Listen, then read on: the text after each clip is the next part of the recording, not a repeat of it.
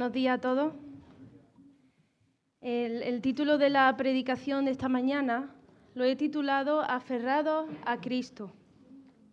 Y el texto principal de esta mañana es Lucas 18, del 18 al 30. Pero antes de empezar a leer ese texto, me gustaría preguntaros, y me lo preguntaba también a mí en esta semana mientras reflexionaba sobre este mensaje. ¿Te imaginas tu vida sin todo lo que tienes?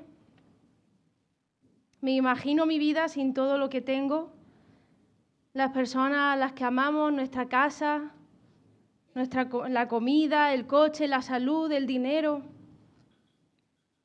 ¿Te sentirías satisfecho? ¿Te sentirías pleno? ¿Seguiría teniendo sentido tu vida aún sin todo ello? ¿Es Cristo todo para ti? Aun cuando pierdas en tu vida terrenal, ¿es Cristo todo para ti? Sugel Michelin, un predicador que me gusta mucho escuchar, decía en una predicación que si Cristo no es todo para ti, Cristo es nada para ti. La historia que vamos a ver en esta mañana es la historia del joven rico, que está en Lucas, y se trata de esto. El tema principal del mensaje de hoy es la salvación. Y la clave está en esa pregunta que hace este joven rico a Jesús. Dice, ¿qué puedo hacer para obtener la vida eterna? Para heredar la vida eterna. ¿Qué me falta? Y Jesús, de alguna forma, lo que quiere expresarle, lo que quiere hacerle entender es que no es en hacer, es en entregar, es en dejarlo todo y darle nuestro corazón a Él. Es en no aferrarnos a nada, sino aferrarnos a Cristo. Es hacer de Cristo tu único y mi único Señor. Esa es la muestra de que un alma, de que una persona ha heredado la vida eterna. Que Cristo es su Señor. Vamos a leer Lucas 18, del 18 al 30. Cierto hombre prominente le preguntó diciendo, «Maestro bueno, ¿qué haré para heredar la vida eterna?» Jesús le respondió, «¿Por qué me llamas bueno? Nadie es bueno sino solo uno, Dios. Tú sabes los mandamientos, no cometas adulterio, no mates, no hurtes, no des falso testimonio, honra a tu padre y a tu madre». Y él le dijo, «Todo esto lo he guardado desde mi juventud». Cuando Jesús oyó esto, le dijo, «Te falta todavía una cosa. Vende todo lo que tienes, reparte entre los pobres y tendrás tesoro en los cielos. Y ven y sígueme». Pero al oír esto se puso muy triste, pues era sumamente rico. Mirándolo Jesús dijo, «Qué difícil es que entren en el reino de Dios los que tienen riqueza. Porque es más fácil que un camello pase por el ojo de una aguja que el que un rico entre en el reino de los cielos». Los que oyeron esto dijeron, «¿Y quién podrá salvarse?» Y él respondió, «Lo imposible para los hombres es posible para Dios». Y Pedro dijo, «He aquí, nosotros lo hemos dejado todo y te hemos seguido».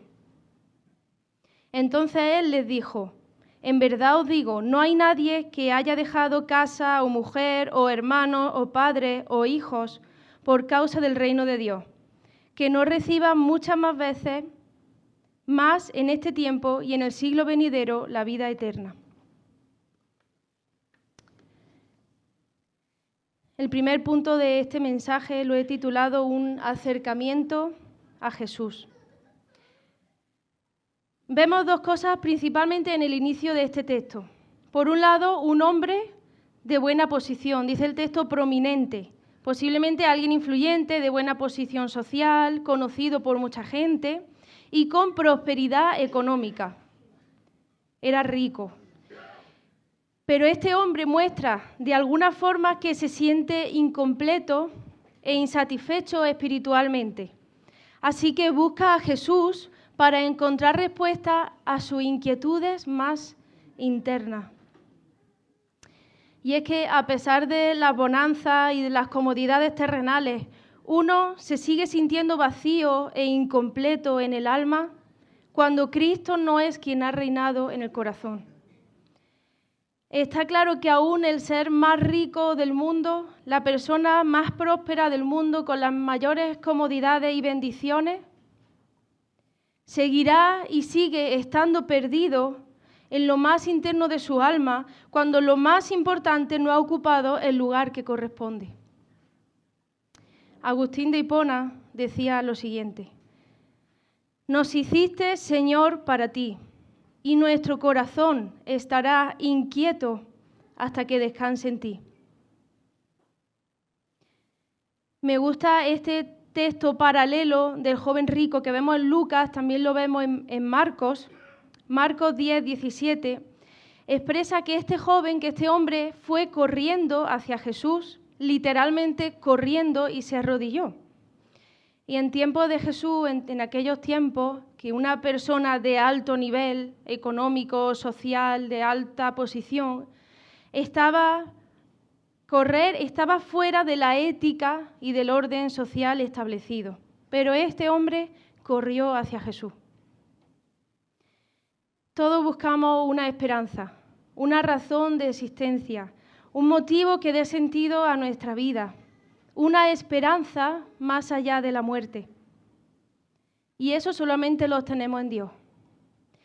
El joven rico sabía que aún con todo su dinero había algo que le faltaba para poder tener paz en su alma.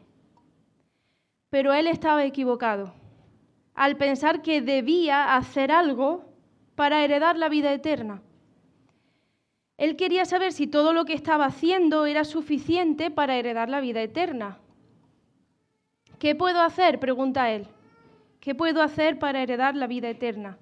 No sé si os suena esta expresión o esta idea de qué puedo hacer para heredar la vida eterna, pero hay muchos pensamientos religiosos que conocemos que tienen la creencia y predican que uno va al cielo por las buenas obras, por ser buena persona, ¿no?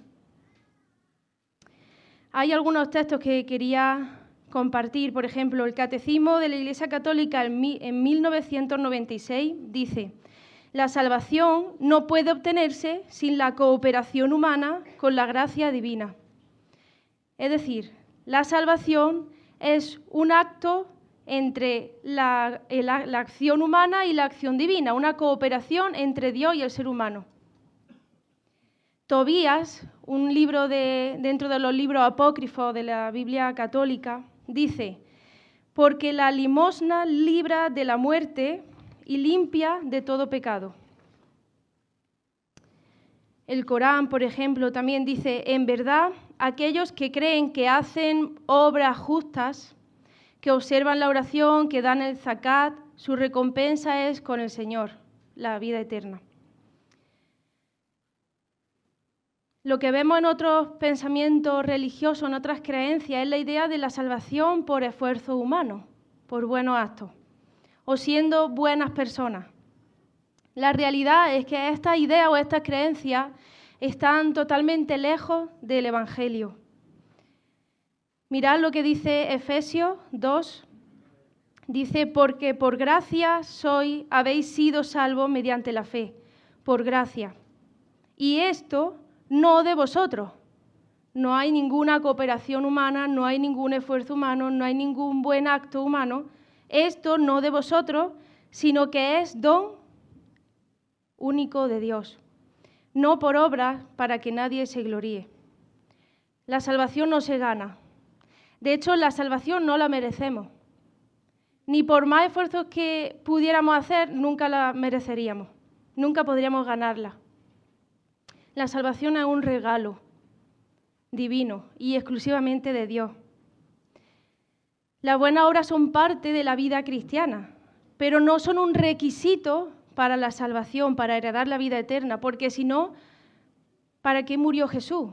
Si yo con mis limosnas y con mis buenos actos, mis buenas obras, puedo purificarme, redimirme, librarme yo por mi esfuerzo de la muerte y del pecado, ¿qué sentido tendría la muerte de Jesús? Si Jesús precisamente lo que hace es esto, entregar su vida para llevar nuestras cargas, para librarnos del pecado y para librarnos de la muerte. Él ya pagó el precio y la salvación es por gracia, por medio de la fe y el arrepentimiento. Es solo en Cristo, en Él y por Él. El siguiente punto es la respuesta de Jesús. Jesús se detiene en esta afirmación que hace el joven rico. Él le llama maestro bueno y Jesús responde, ¿por qué me llamas bueno? El método evangelístico de Jesús posiblemente era muy diferente al de nosotros hoy.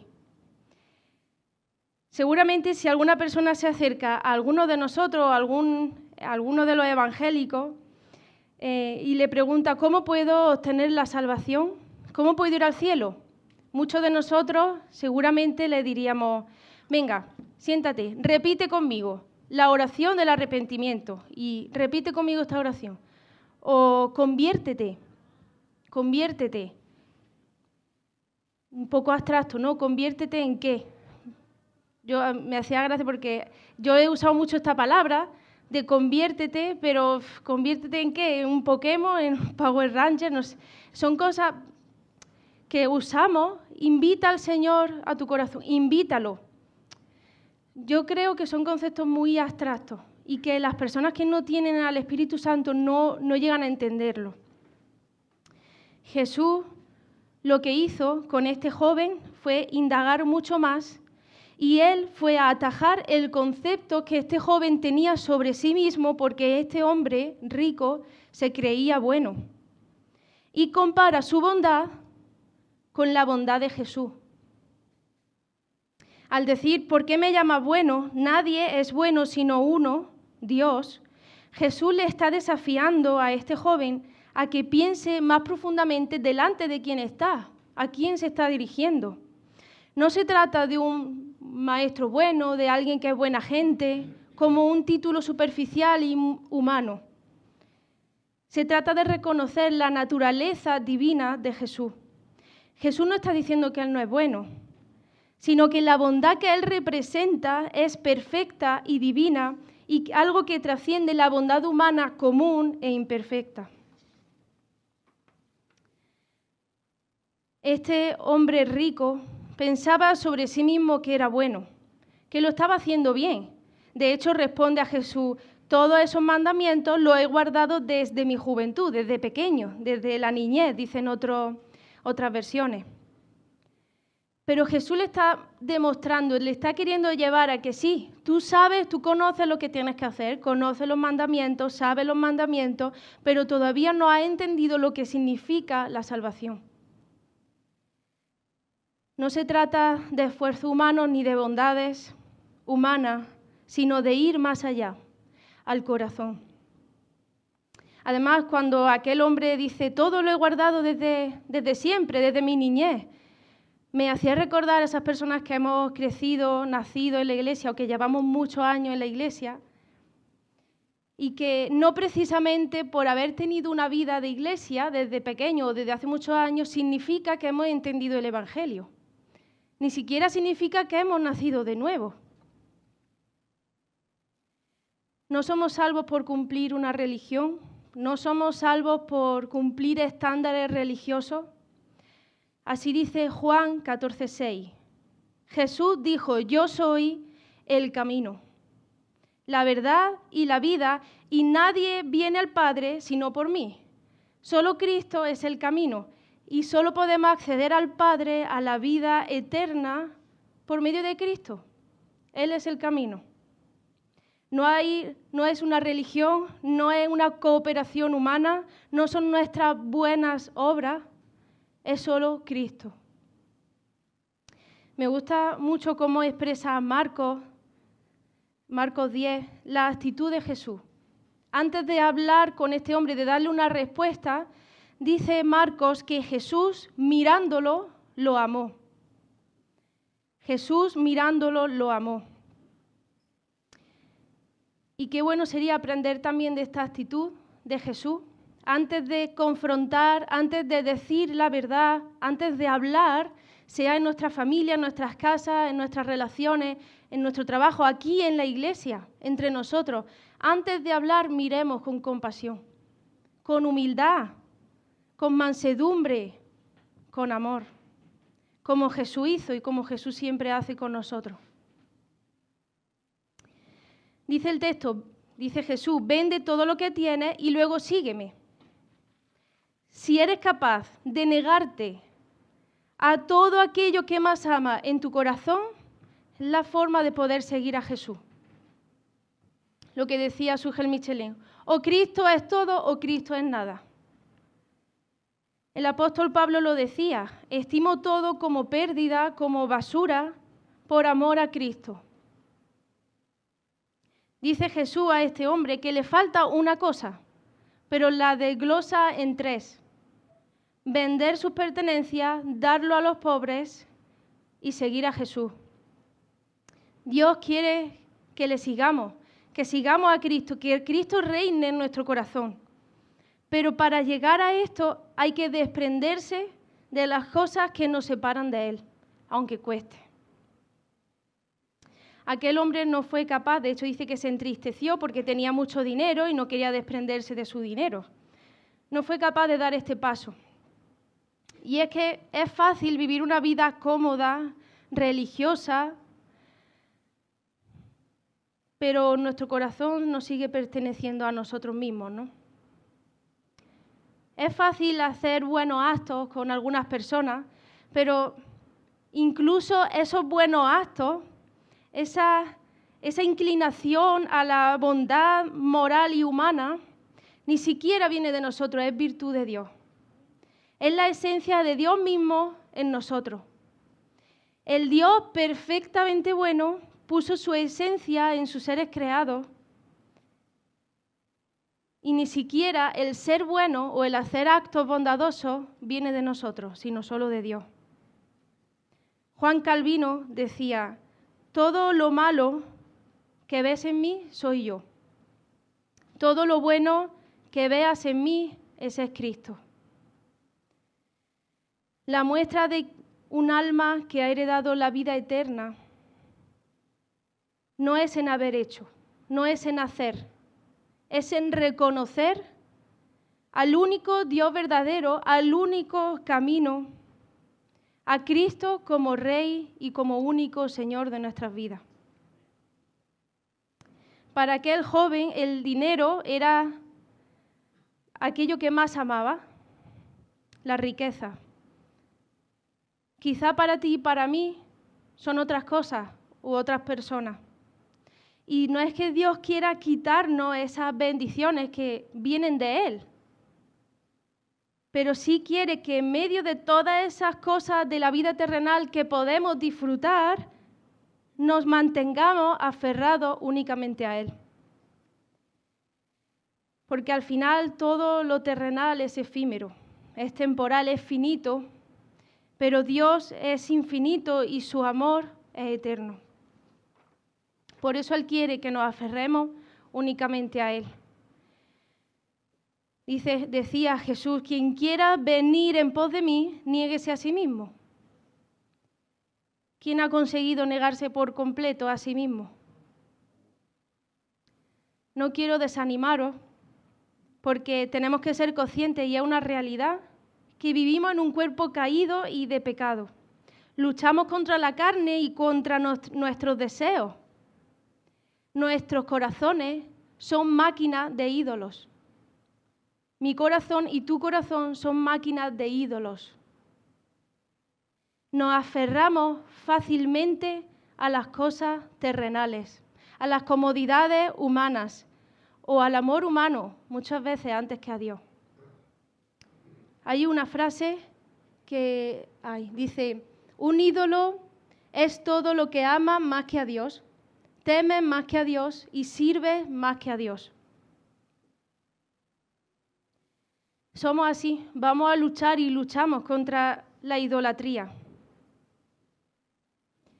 Y aunque enterremos esos ídolos quieren volver a resurgir. Ese viejo Adán, ese viejo hombre, quiere volver a resurgir. Dice Martín Lutero, decía: pensé que el viejo hombre había muerto en las aguas del bautismo, pero descubrí que el infeliz sabía nadar. Y ahora tengo que matarlo todos los días. Esa es nuestra lucha, esa es nuestra batalla. Pero hay esperanza. A pesar de nosotros hay una esperanza, y esa esperanza es una persona, y es Jesús. Su Espíritu Santo habita en nosotros. Y los que hemos recibido a Cristo, Él nos acompaña, nos capacita, nos fortalece en la batalla contra nuestra carne. Decía también Lutero: me miré a mí mismo y vi imposible salvarme. Miré a Jesús y vi imposible perderme. Es una batalla difícil, lo es, y diaria. Pero somos más que vencedores por medio de aquel que nos amó. Dice este texto, Jesús responde a estas personas que le preguntan más o menos frustradas porque veían la cosa complicada: entonces, ¿quién podrá salvarse? Y él le respondió: lo imposible para los hombres es posible para Dios. Es posible gracias a Cristo. Dios no insistió a este joven a venderlo todo y renunciar a su dinero y a sus bienes por gusto de fastidiarle, sino porque quería librar su corazón de cadenas y de ídolos y pudiera recibir la vida eterna que trasciende todo lo material y terrenal. Si Dios nos pide algo, si Dios nos demanda algo, o nos muestra la necesidad de renunciar a algo, no es por hacérnoslo pasar mal. Dios nos pide renunciar para estar libres de atadura y para vaciar el corazón de las cosas que son innecesarias y temporales y dar lugar a Cristo y ser completamente satisfechos, llenos, plenos, siempre en Él.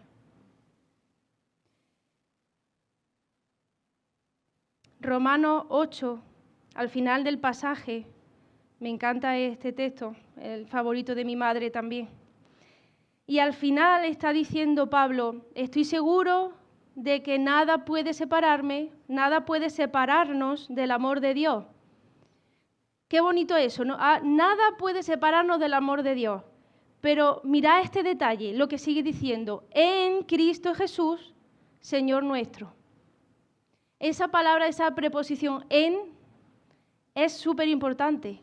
Nada puede separarnos del amor de Dios, pero en Cristo, nuestro Señor.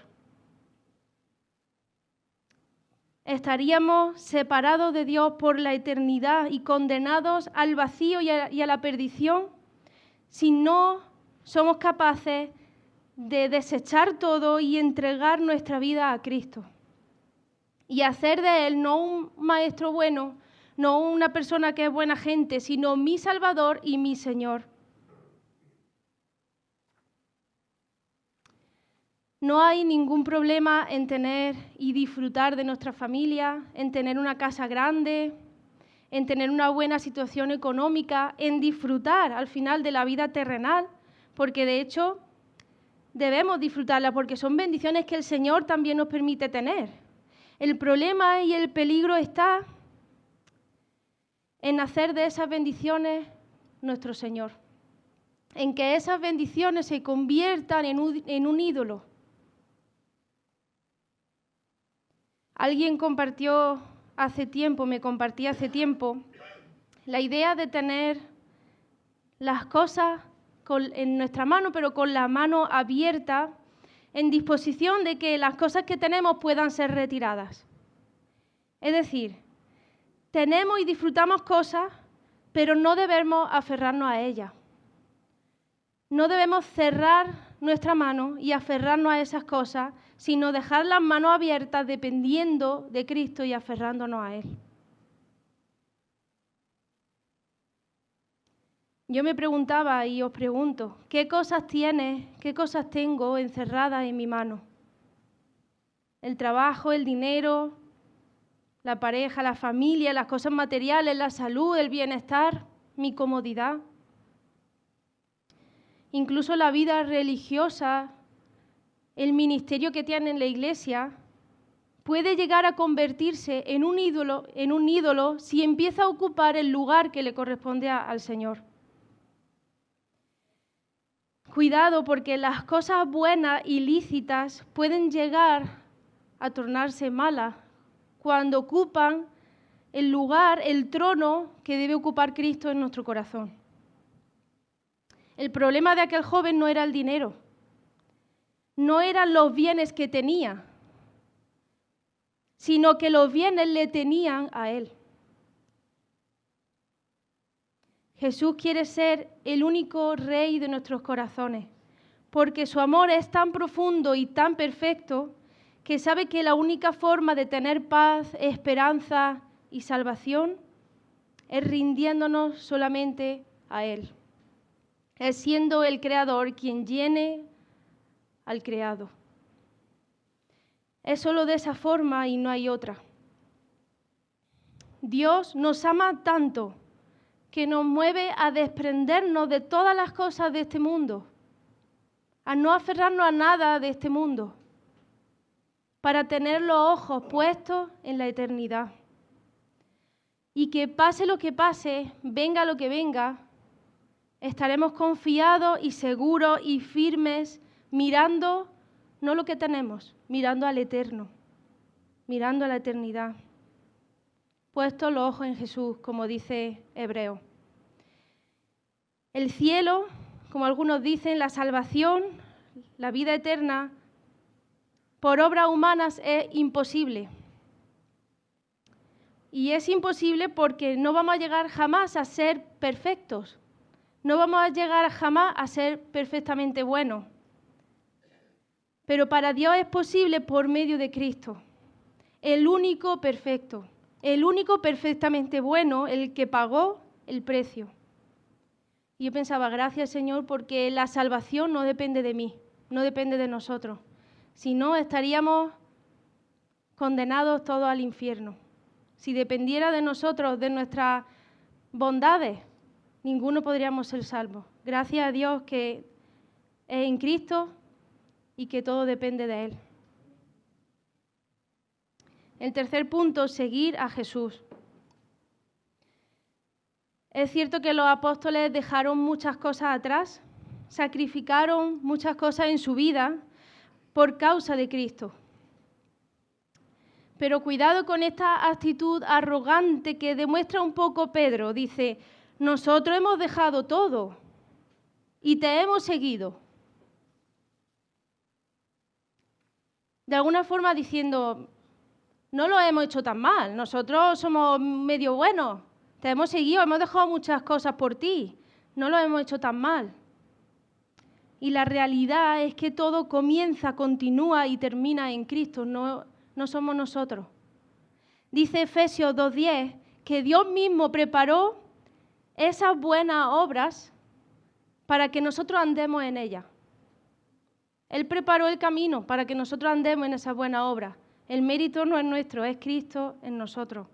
Hay una canción que me gusta mucho que se titula No soy yo, sino Cristo en mí.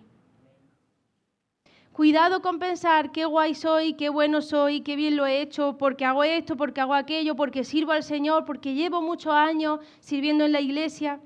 Cualquier esfuerzo que hagas no se puede comparar ni se podrá comparar jamás con el sacrificio que hizo Jesús por ti y por mí. Pero es cierto que Dios reconoce la labor de su Hijo, su sacrificio, su esfuerzo, claro que sí. Y en el final de este pasaje muestra que hay una recompensa para ellos, una recompensa eterna. Aquellos que han estimado su vida como menos, por amor a Cristo serán recompensados. Dios valora nuestros esfuerzos.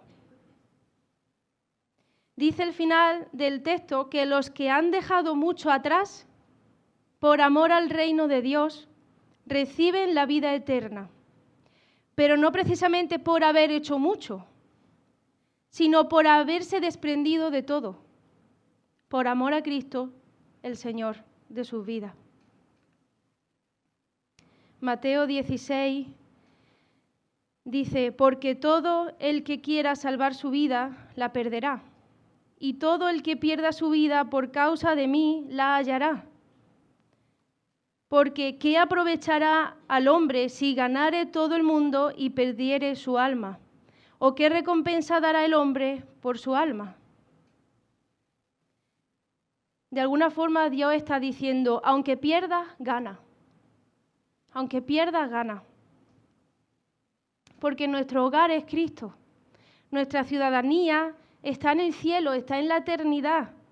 El amor incondicional de Cristo lo suple todo y lo llena todo. Él es nuestro hogar. Cristo es mejor que todo lo que podamos tener en este mundo. La vida del verdadero creyente debe estar arraigada a Cristo y no aferrada a lo terrenal y temporal. Disfrutando la vida que tenemos, por supuesto, pero sin aferrarnos a nada de aquí. Tener todo sin tener a Cristo es tener nada. El rey Salomón lo experimentó. Tuvo todo lo que sus ojos quisieron y desearon. Pero al final su conclusión, ¿cuál fue? Vanidad de vanidades, todo es vanidad. Quien tiene a Cristo, aunque tenga nada, lo tiene todo. Y eso es lo que Jesús quería enseñarle a este joven rico. Me gustaría que pudiéramos terminar con una canción que se llama Jesucristo basta, que la cantáramos juntos. Si os fijáis, empieza diciendo, nuestros corazones insaciables son hasta que conocen a su Salvador. Nuestros corazones están inquietos, están insaciables hasta que tienen un encuentro con el Salvador, hasta que son llenos de Cristo, hasta que conocen al Salvador, pero no un conocimiento intelectual, sino un entendimiento de quién es Él y de quiénes somos nosotros. Un entendimiento de su amor inagotable y de nuestra necesidad urgente, diaria y absoluta de Él. Él es nuestra esperanza, Él es el camino, Él es el único camino, el único Rey y el único Salvador. Amén.